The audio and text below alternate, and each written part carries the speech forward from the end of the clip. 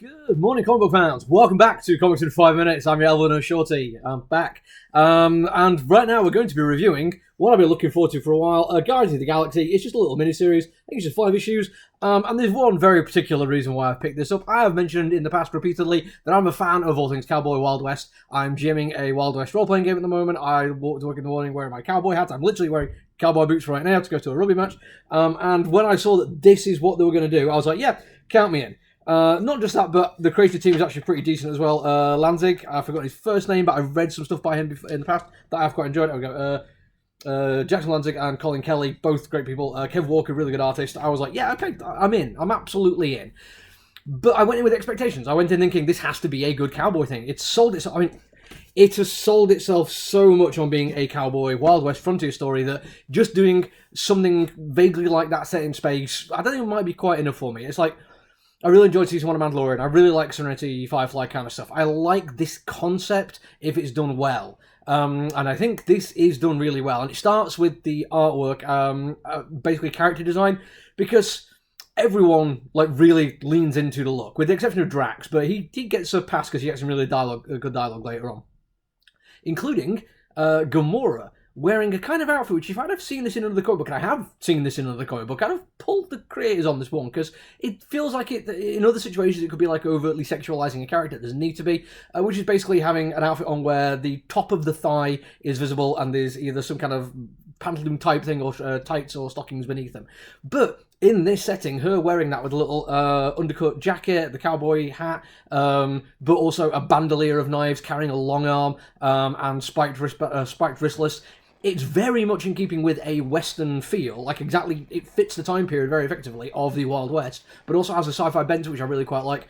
And all the characters have this kind of thing going on. Not just that, but also the world design, including the colouring, which did surprise me, because there's a lot of really deep, rich colours, which I'm not used to seeing in traditional old-school Westerns, but you see a lot more these days. I'm thinking Harder Day 4, top of my head. But most of that comes across in the characters, because you have people with green and yellow and purple and blue skin. But the world itself is very washed out and sepia-toned. The town that they're going in to save these people from, save people who live in the town, it does have a very Wild West feel, even though it's got very much sci-fi elements to it. I am thinking again of stuff like Serenity and Firefly. You will not be disappointed, it is exactly what you think it's going to be.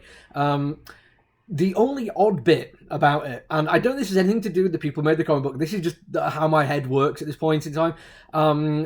I'm a fan of the Guardians of the Galaxy movies for the most part, and Chris Pratt is Star-Lord. Now, that in itself shouldn't really bother me. I read a lot of comic books where there's movie adaptations, and I can untangle those bonds and just enjoy it for what it is. But Chris Pratt's also been in a Western that I quite like. Not the best one of all time. It's a really good Saturday afternoon viewing. It's filmed in the town, which I think 8% of all Westerns are filmed in. And it's great, but it means I have two different versions of Chris Pratt being a cowboy and in Guardians of the Galaxy in my head. And now we've got Star-Lord, who's a cowboy in Guardians of the Galaxy, and it intertwined it a little bit. Not in a bad way, but I did go into it with a little bit of an odd sensation to it. The story has an awful lot of Wild West elements to it as well. It basically got the Guardians going in to save this town because it's a frontier town, a frontier of space rather than the West.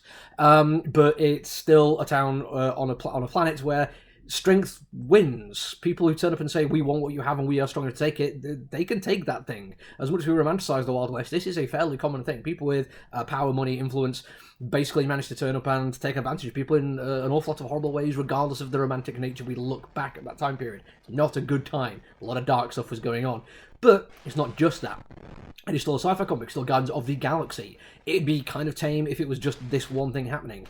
But apparently there's been some stuff that's happened in the Guardians of the Galaxy series which I do not know about. So now, I'm not going to lie about this, I don't really read much Guardian stuff. I can take or leave a lot of the story arcs I've done for them. I'm picking this one up because it's a cowboy thing. But apparently something happened and they've not been around for a while. And I don't know if this has been covered in a previous one, and we're now seeing the after effects of it. But it turns out Groot is now a force of nature powerful enough to destroy worlds. And when there is a Groot fall, this gigantic entity comes down and wipes out life on a planet. Now, I don't know if this has anything to do with the previous arc. This could have been in there put in for this comic book. That's fine. It gives me a chance to tell you something which I think every comic book fan and everyone who wants to get into comic books should know. Just pick up a comic book. Don't worry about continuity. Don't worry if the artists and the writers are going to be playing off things you've read or seen before or seen on movies or TV shows or anything. If they're really good writers, they can just drop you into a story and you should trust them to take you on this ride. I'm glad I trusted this one. The creative team did an absolutely fantastic job, and I absolutely loved it. If you just like westerns, it's going to be fine. If you like sci-fi, it's going to be fine. If you just like Guardians of the Galaxy in previous iterations, you're probably going to like this too. I guarantee you, if you like any of those two things, you're going to get something from this one, because I certainly did. That's it for me for now. I'll be back at some point, no doubt. Until I see you all again, look after each other, everyone. Stay safe. Bye.